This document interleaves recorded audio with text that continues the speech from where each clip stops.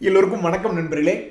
2027 financial இயருக்காக ரொம்ப சீரியஸாக ஒரு பிளான் போட்டுக்கிட்டே இருந்தேன். அது இழுத்துக்கிட்டு போய்கிட்டே இருந்தது. கடைசியில் சாயந்தரமே வந்துடுச்சு மார்க்கெட்டில்.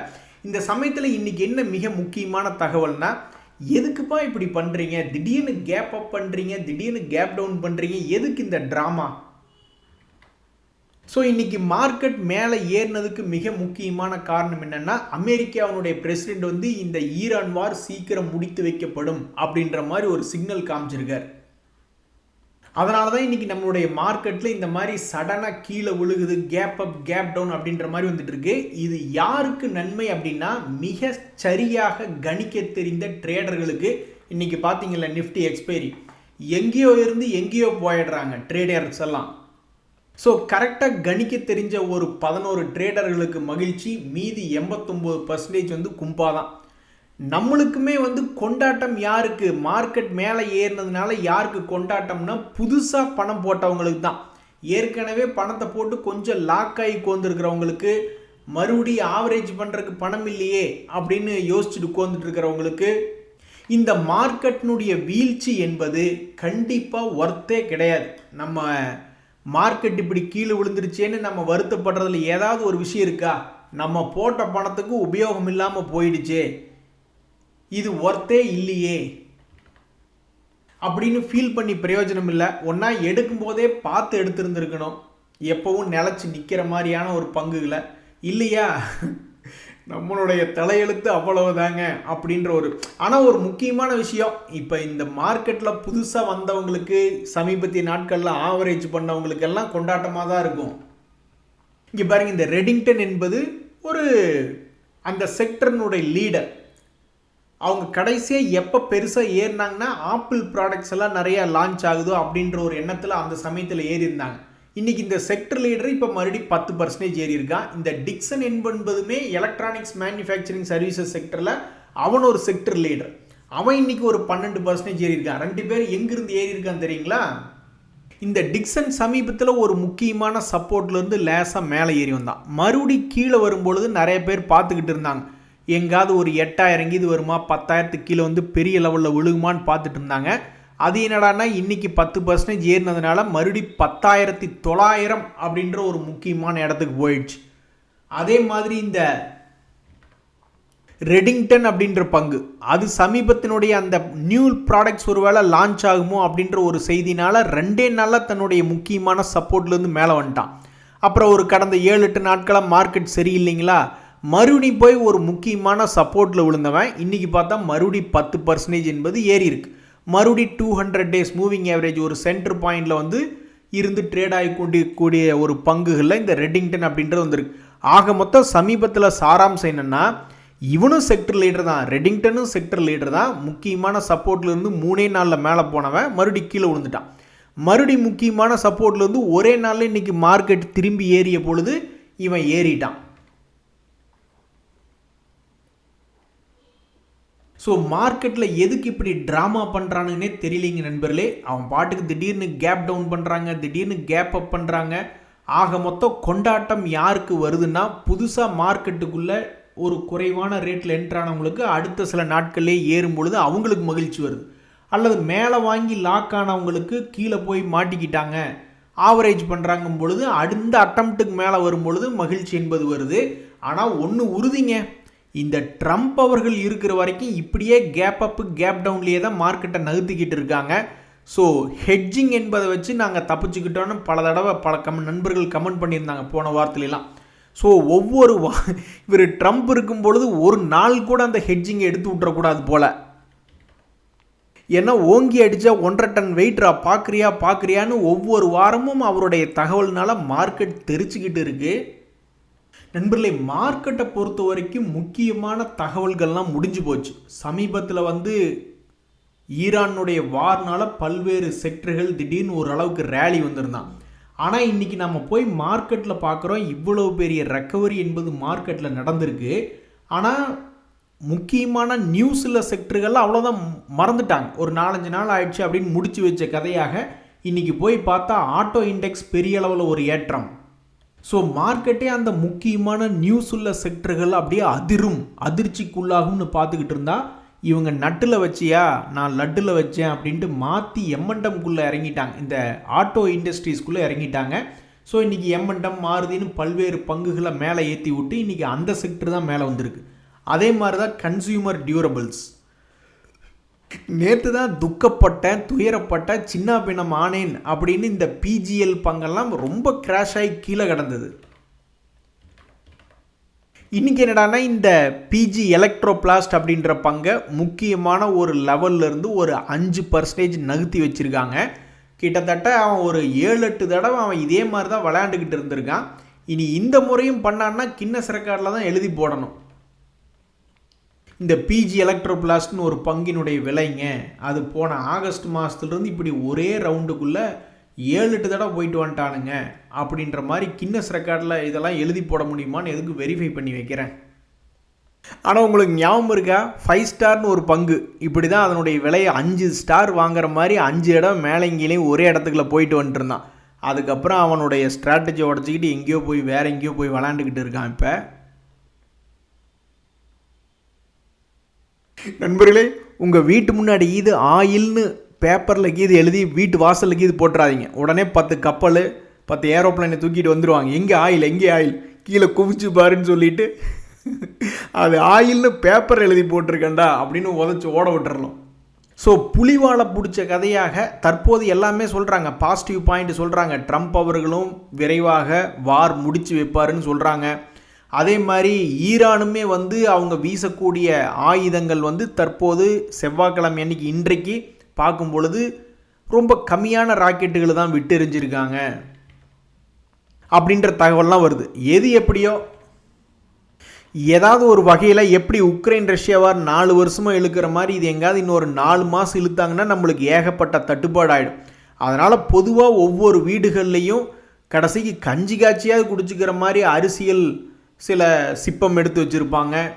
அது போன்ற அத்தியாவசியமான பொருட்களுக்கு ஒவ்வொருத்தருடைய வீட்லேயும் தட்டுப்பாடாமல் இல்லாமல் இருக்கணும்னு தான் கவர்மெண்ட் வேலை பார்த்துக்கிட்டு இருக்கு. ஸோ உங்களுடைய வீட்டில் எப்படி இருக்குது நண்பர்களே? நம்மளே நிறைய பேர் நொந்து போய் கொண்டிருப்போம்.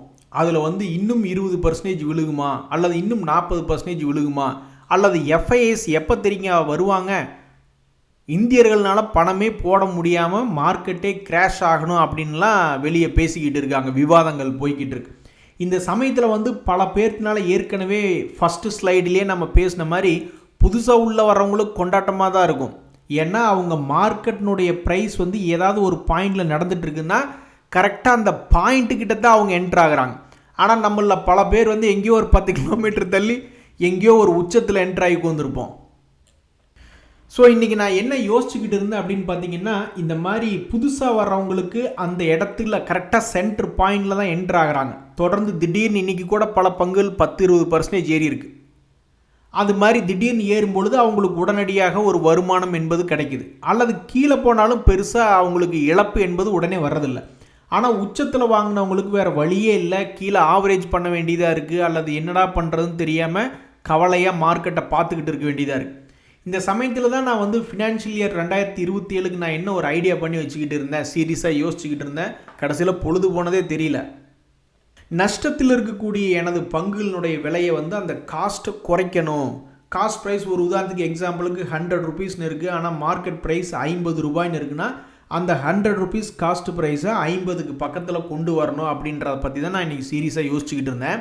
அதாவது ஒரு பங்கினுடைய விலை 100 ரூபாய்க்கு எடுத்துட்டோம், அது 50 ரூபாய்க்கு போயிருக்குன்னா அந்த 50க்கு பக்கத்தில் கொண்டு போகிறதுக்கு அந்த நம்மளுடைய காஸ்ட் ப்ரைஸை குறைக்கிறதுக்கு எத்தனை வழிகள் இருக்குன்னா ப்ராக்டிக்கலாக இப்போ ஒரு 3 மட்டும் பேசுவோம். ஒன்று, நம்ம கையிலேருந்து மறுபடி பணம் போட வேண்டிய நிலைமையாக இருக்குது, ஆவரேஜ் பண்ண வேண்டியதாக இருக்குது. அல்லது கார்ப்பரேட் ஆக்ஷன்ஸ், திடீர்னு அந்த பங்கிலிருந்தே நம்மளுக்கு பெரிய டிவிடெண்ட் வருது, அல்லது ஏதாவது ஒரு வகையில் போனஸோ ரைட்ஸ் இஷ்யூ ஏதோ ஒன்று வருது அப்படிங்கும் பொழுது அதில் நம்ம பார்ட்டிசிபேட் பண்ணுறோம். அந்த சமயத்தில் நம்மளுடைய காஸ்ட் ப்ரைஸ் என்பது குறையுது. இன்னொன்று, ரொம்ப கஷ்டமான வேலை, சும்மா வருவாளா சுமாரி அப்படின்ற மாதிரி ரொம்ப கஷ்டப்பட்டு வேலை பார்க்கக்கூடிய ஒரு வேலை ஒன்று இருக்குது. அதாவது ஸ்டாக் மார்க்கெட்டில் டெட் கேட் பவுன்ஸ் அப்படிம்பாங்க. ஒரு இத்து போன ஒரு பங்கு கூட திடீர்னு ஒரு சிறிய அளவில் மேல் நோக்கி வரும், அப்புறம் மறுபடியும் கீழே விழுந்துருவான், அப்புறம் ஒரு சிறிய அளவில் மேலே வரும், அப்புறம் கீழே வந்துடுவான். ஸோ தொடர்ந்து இறங்கி கொண்டிருக்கக்கூடிய பங்கில் அந்த டெட் கேட் பவுன்ஸ், ஒரு ஸ்மால் பவுன்ஸ் அப்படின்றத உபயோகப்படுத்தி காஸ்ட் ப்ரைஸை குறைக்க முடியுமா அப்படின்றத பற்றி தான் நான் சீரியஸாக ஃபினான்ஷியல் 2027க்கு யோசிச்சுக்கிட்டு இருந்தேன். ஏன்னா இன்னும் 20 நாள் தான் இருக்குது இந்த வருஷம், இந்த ஃபைனான்ஷியல் இயர் என்பது முடிய போகுது. நண்பர்களே, நம்மளுடைய ஸ்டாக் மார்க்கெட்டில் மன அமைதிக்கு ரொம்ப முக்கியத்துவம் கொடுங்க. என்னன்னு தெரியும், இன்றைக்கி பாருங்கள் 20% ஏறிய பங்குகள்லாம் இருக்குது. இந்த ஆத்தம் இன்வெஸ்ட்மெண்ட் அண்ட் இன்ஃப்ராஸ்ட்ரக்சர் அப்படின்ற பங்கு 20% ஏறி இருக்கான். சமீபத்தில் தான் ஒரு ஸ்பிளிட் சம்மந்தப்பட்ட தகவல் இருந்தது. பொதுவாகவே நான் பார்த்துருக்கேன், நிறைய பங்குகளுக்கு ஸ்பிளிட்டோ போனஸோ வரும் பொழுது சில பேர் அந்த நியூஸை வச்சுக்கிட்டு ஏறினவனு இருக்கான், நியூஸை வச்சுக்கிட்டு கீழே விழுந்தவனு இருக்கான். அப்படி கீழே விழுந்தவன் தான் இந்த ஆத்தம் இன்வெஸ்ட்மெண்ட். அவன் கீழே விழுந்திருக்கக்கூடிய அளவுகளை நம்ம பார்த்தோம்னு வச்சுக்கிங்களேன், 600% கணக்கில் 40% இறங்கியிருந்தான். 40% இறங்கிட்டு இன்றைக்கி 20%. ஸோ ஸ்டாக் மார்க்கெட்டில் நம்ம என்னத்துக்கு சோகமாக இருக்கணும்? எவன் எப்போ ஏறுவான்னே தெரியாது, எவன் எப்போ இறங்குவான்னே தெரியாது. ஸோ அந்த இறக்கத்துலேயும் ஏற்றத்துலேயும் நம்மளால் ஏதாவது போயிட்டு வர முடிஞ்சுதா அப்படின்ற மாதிரி தான் பார்க்கணுமே ஒழிஞ்சு நம்ம பங்கை போட்டு தள்ளிட்டாங்க, உண்மையிலேயே மன வருத்தமாக இருக்குது அப்படின்னு யாராவது மார்க்கெட்டில் புலம்புனாங்கன்னா அவங்களுக்கு அவார்டு கொடுக்கணும். பெரும்பாலும் அவங்க இந்த ஹாப்பியஸ்ட் மைண்ட் அப்படின்ற பங்கை தான் வச்சுருப்பாங்க. பேர் என்னமோ ஹாப்பியஸ்ட் மைண்டு தான், ஆனால் அது கும்பா பாட ஆரம்பித்து கிட்டத்தட்ட 3-4 வருடங்கள் ஆயிடுச்சு. அப்படி இருந்த பங்கு இன்றைக்கி என்ன நினச்சான்னு தெரில. அவன் வாழ்க்கையிலேயே சமீபத்தில் இப்படி ஒரே நாளில் 20% பக்கம் ஏறல. ஆனால் இன்றைக்கி பார்க்கல 17% என்பது ஏறி இருக்குது.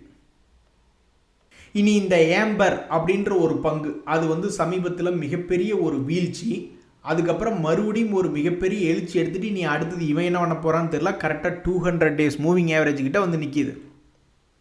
ஸோ ஸ்டாக் மார்க்கெட்டில் ஒன்றுக்கு ஒன்று யோசிச்சுக்கிட்டே இருக்காங்க. அடுத்தது எப்படியெல்லாம், இப்போ ஒரு உதாரணத்துக்கு ஆர்டிஃபிஷியல் இன்டெலிஜென்ஸ் எல்லாம் எப்படி நம்மளுடைய புரோக்கர் அப்ளிகேஷன்ஸில் யூஸ் பண்ணலாம் அப்படின்ற மாதிரி ரொம்ப யோசிச்சுக்கிட்டு இருக்காங்க. அதனால் மார்க்கெட் இறங்குது ஏறுது, இதை நம்ம கடந்த சில வருடங்களாகவே பார்த்துக்கிட்டு இருக்கோம்.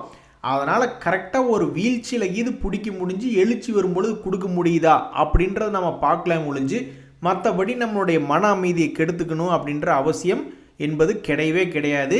ஏன்னா ரொம்பவுமே மார்க்கெட்டு உலகமே அழியுதுன்றாங்க. கடைசியில் பார்த்தா திடீர்னு மார்க்கெட்டில் சில பங்குகளை 20%, 30% மேலே லாபத்துக்கு ஏற்றி விட்டுறாங்க.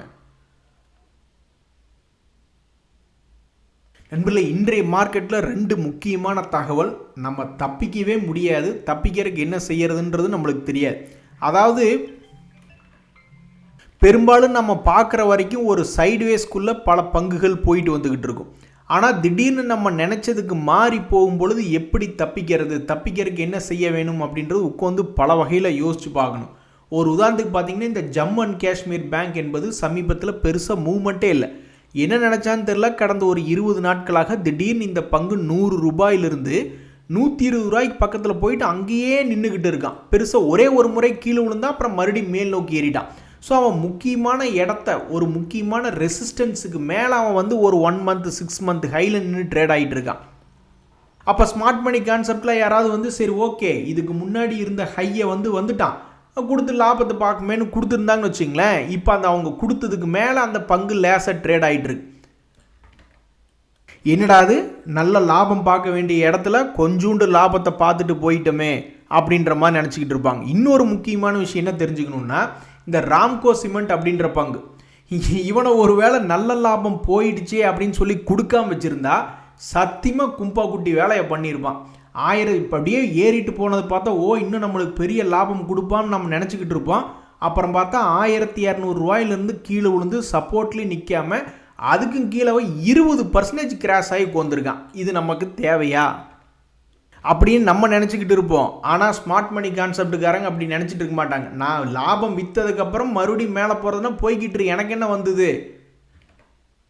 அதே மாதிரி ஒரு பங்கை சப்போர்ட்டில் எடுத்ததுக்கப்புறம் சப்போர்ட்டை உடச்சிட்டு போச்சுன்னா போயிட்டு போ, அடுத்தது நீ எங்கே சப்போர்ட்டுக்கு போகாமையாக போயிட அப்படின்ற மாதிரி நினைத்து கொண்டு இருக்கக்கூடிய ஒரு முக்கியமான விஷயத்தை ஸ்மார்ட் மணி கான்செப்டுக்காரங்க எப்படி ட்ரேட் பண்ணுறாங்க அப்படின்றத நம்ம தெரிஞ்சுக்கணும். சரி நண்பர்களே, ஒரு முக்கியமான பரபரப்பான விஷயம் என்பதை சொல்லி இந்த நிகழ்ச்சி முடிச்சுக்கிறேன். அதாவது ஃபினான்ஷியல் இயர் 2027க்கு நான் என்ன பிளான் பண்ணியிருக்கேன் அப்படின்றத சொல்கிறதுக்கு முன்னாடி, பல ட்ரேடர்கள் என்ன பண்ணுறாங்கன்னா, ஒரு மாதத்திற்கு டிவிடெண்ட் வரக்கூடிய பங்குகளை எடுத்து வைக்கிறது மூலயமா கிட்டத்தட்ட ஒரு மாதத்துக்கு 20,000 30,000 அப்படின்ற மாதிரிலாம் டிவிடெண்ட் வாங்கக்கூடிய ஆட்கள்லாம் நிறைய பேர் இருக்காங்க. அதுக்கு சந்தேகமாய் வேண்டாம், சும்மா வருவாளா சுகுமாரின்ற மாதிரி அதுக்குண்டான இன்வெஸ்ட்மெண்ட் என்பது செய்யணும். ஒரு 20,000 ரூபா மாதம் வருமானம் வரணும் டிவிடெண்ட் மூலியமாக அப்படின்னா அதுக்கு ஏதாவது ஒரு டிவிடெண்ட் கொடுக்கக்கூடிய பங்குகள் அப்படின்றது பொழுது, ஒரு உதாரணத்துக்கு கோல் இண்டியா அப்படின்ற பங்குன்னு வச்சுக்கோங்களேன், அவங்க தற்போது கொடுத்து கொண்டு இருக்கக்கூடிய டிவிடெண்ட் ஈல்டு என்பது 6% பக்கத்தில் இருக்குது. அப்போ அந்த பர்சன்டேஜ் கணக்குக்கு நீங்களே கால்குலேஷன் போட்டுக்குங்க. ஒரு உதாரணத்துக்கு அந்த ட்ரேடர்கள்லாம் என்ன பண்ணுவாங்கன்னா, சரி கிடைச்சா டிவிடெண்ட் கிடைக்கட்டும், இல்லைன்னா அந்த ஷேர் ப்ரைஸ் ஏறட்டும் அப்படின்ற மாதிரி முக்கியமான சப்போர்ட்டுகள் எடுப்பாங்க. அப்படி இந்த கோல் இண்டியா வந்து சமீபத்தில் கூட ஒரு முறை ஒரு 400 ரூபாய்ன்னு வந்து விழுந்திருந்தது. சரி ஒரு வருஷத்துக்கு கிடைச்சா 6% கிடைக்கட்டும் அப்படின்ற மாதிரி நினச்சி எடுத்து இருந்திருப்பாங்க. அவங்களுடைய நேரம் திடீர்னு உலக பங்குச்சந்தைகளில் ஏதோ பெரிய பிரச்சனை, வார்னால பிரச்சனை வந்ததுக்கப்புறம் என்னாச்சு, வெறும் ஒரே மாதத்தில் அவங்களுக்கு 12% கிடச்சிருச்சு. அவங்க ஆசைப்பட்டது ஒரு வருஷத்துக்கு 6%, ஆனால் ஒரு 10 நாள்லேயே அவங்களுக்கு வந்து 12% என்பது கிடச்சிருக்கு. இப்படித்தான் பல ட்ரேடர்கள் என்ன பண்ணுறாங்கன்னா, ஒரு மாதத்துக்கு 20,000 30,000 அப்படின்ற மாதிரி கிடைக்கிறதுக்கு வழி பண்ணிக்கிட்டு இருக்காங்க. ஒன்றா டிவிடெண்ட் கிடைக்கட்டும், இல்லைன்னா பங்கினுடைய விலை ஏறட்டும் அப்படின்னு பார்க்குறாங்க. இப்போ ஒரு அடுத்த எக்ஸாம்பிள் ஒன்று பார்ப்போம். இதில் வந்து REC அப்படின்ற பங்கு ஒன்று எடுத்து பார்ப்போம். அது வந்து பார்த்திங்கன்னா ஒரு வருஷத்துக்கு 5% என்பது டிவிடெண்ட் கொடுக்கக்கூடிய ஒரு விஷயமா இருக்குது. அதே மாதிரி அது தற்போது லாபம் செய்யக்கூடிய பங்காக இருந்துக்கிட்டு இருக்குது. அப்போ ஸ்மார்ட் மணி கான்செப்ட் ட்ரேடர் சில பேர் என்ன பண்ணியிருப்பாங்க, சரி ஓகே ஏற்கனவே ஒரு முறை இந்த மாதிரி தான் அவன் கீழே விழுந்துருந்தான், ஒன்றா அவன் டிவிடெண்ட் கொடுக்குறதா கொடுக்கட்டும், இல்லைன்னா ஸ்டாக் ப்ரைஸ் மார்க்கெட்டில் ப்ரைஸ் ஏறினா ஏறிட்டுன்னு ஏற்கனவே ஒரு முறை 14% எடுத்து வச்சுருந்துருப்பாங்க. அப்புறம் மறுபடியும் என்ன யோசிச்சுக்கிட்டு இருப்பாங்க, டிவிடெண்ட் கான்செப்டில் இப்போ சப்போர்ட்டில் வந்து விழுந்திருக்கே, இங்கேருந்து மேலே போனால் நல்லா இருக்குமே அப்படின்ற மாதிரி யோசித்து பார்த்துக்கிட்டு இருப்பாங்க. கீழே போனாலும் அவங்களுக்கு இன்னுமே சந்தோஷம்தான், சரி கீழே போனாலும் எப்படி லாபம் செய்யக்கூடிய பங்கு தான், இதை விடவும் கீழே போச்சுன்னா டிவிடெண்ட் ஈல்டு அதிகமாக கிடைக்குமே அப்படின்ற மாதிரி இருப்பாங்க.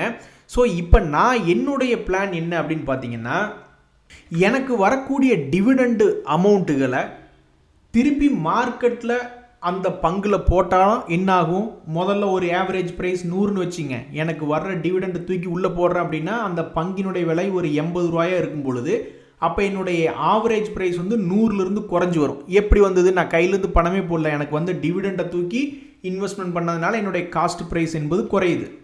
அல்லது இதுக்கு முன்னாடி நம்ம கூட டிஸ்கஸ் பண்ணிகிட்டு இருந்தோம் இல்லையா, டெட் கேட் பவுன்ஸ் அப்படின்ற ஒரு ஸ்ட்ராட்டஜி இருக்குது அப்படின்ட்டு, அதன் மூலியமாக ஏதாவது ஒரு உதவி கிடைக்குது அப்படின்னாலும் என்னுடைய பிளான் வந்து என்ன ஆகுன்னா, எனக்கு வரக்கூடிய டிவிடெண்ட் என்பது எல்லாமே ஃப்ரீ ஆஃப் காஸ்ட் அப்படின்ற மாதிரி ஆகிடும். அதாவது போட்ட பணத்தை நான் திருப்பி வெளியே எடுத்துட்றேன், ஆனால் என்னுடைய பங்குகள் அங்கேயே இருந்துக்கிட்டே இருக்குது. அப்படிங்கும் பொழுது எனக்கு அது இது மாதிரி நிறைய பேருக்கு கிடைக்கிது. சில பேர் வந்து அவங்க தாத்தாவோ அவங்க அப்பாவோ வீடு வாசல் வாடகை வரதெல்லாம் அவங்க பேரில் எழுதி வச்சுட்டு வந்துடுவாங்க. அது ஃப்ரீ ஆஃப் காஸ்ட்டில் அவங்களுக்கு பேசிவ் இன்கம் அப்படின்றது வருது இல்லையா. அது மாதிரி என்னுடைய ஃபினான்ஷியல் 2027 நான் இதுதான் பிளான் பண்ணுறேன். எனக்கு இருக்கக்கூடிய டிவிடெண்டுகள், நான் பணம் போட்டு பல பங்குகளை வாங்கி வச்சுருக்கேன், அதுக்கு டிவிடெண்டுகள் வந்துக்கிட்டு இருக்குது. அதை 2027 எனக்கு அந்த காஸ்ட் வந்து ஃப்ரீ ஆஃப் காஸ்ட்டாக பண்ணணும் அப்படின்றதான் என்னுடைய நோக்கமாக இருக்குது. அதுக்குண்டான வேலையில் ரொம்பவுமே மூழ்கிட்டேன். அந்த மூழ்குதுலேருந்து எந்திரிச்சு வரும்பொழுதே டைம் என்பது இன்றைக்கி மதியானம் ஓடிப்போச்சு. அதனால் மதியானம் வீடியோ போட முடியவில்லை நண்பர்களே, மன்னித்துக்கொள்ளவும். சரிங்க நண்பர்களே, உங்களுடைய 2027 பிளான் என்ன அப்படின்றத தெரியப்படுத்துங்க. இன்றைய தகவல் அனைத்தும் உங்களுக்கு உதவியாக இருந்தால் எனக்கும் மகிழ்ச்சி தான். ரொம்ப நன்றி, வணக்கம்.